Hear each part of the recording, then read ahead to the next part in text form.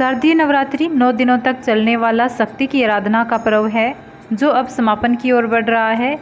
हर साल भक्तों को महाअष्टमी और महानवमी का बेसब्री से इंतजार रहता है, क्योंकि नवरात्रों की ये तिथियां बहुत ही खास मानी जाती है।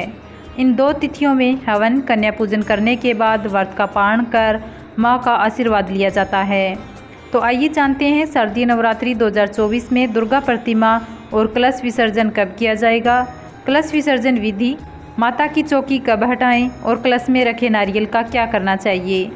2024 में शारदीय नवरात्रि व्रत का पारण 12 अक्टूबर दिन शनिवार को 10वीं तिथि के दिन किया जाएगा। शास्त्रों के अनुसार पारण 12 अक्टूबर दिन शनिवार को सुबह 10:58 के बाद किया जाएगा। नवरात्रि का व्रत प्रतिपदा तिथि से 9वीं तिथि तक करना सर्वश्रेष्ठ माना जाता है। दुर्गा विसर्जन मुहूर्त 12 अक्टूबर दोपहर 1:17 से सायंकाल 3:35 तक रहेगा। शास्त्रों के अनुसार नवरात्रि पूरे 9 दिन की होती है। 9 दिनों तक शक्ति की उपासना की जाती है, इसलिए 9 दिनों के लिए माता को घर में स्थापित कर 10वें दिन विसर्जन करें। माता की चौकी 10वीं तिथि के दिन ही हटानी चाहिए। 10वीं तिथि के दिन ही दुर्गा विसर्जन करना शुभ माना जाता है। ध्यान रखें कि माता की चौकी को हटाने और विसर्जन से पहले विधिपूर्वक माता की पूजा करें। शास्त्रों में कहा गया है कि जिस तरह कलश स्थापना के नियम है, उसी तरह कलश विसर्जन भी नियमानुसार ही करना चाहिए। कलश विसर्जन से पहले देवी माँ की पूजा कर ओम श्रीम श्रीम क्लीम हम मंत्र का जाप करते हुए कलश विसर्जन की विधि प्रारंभ करें।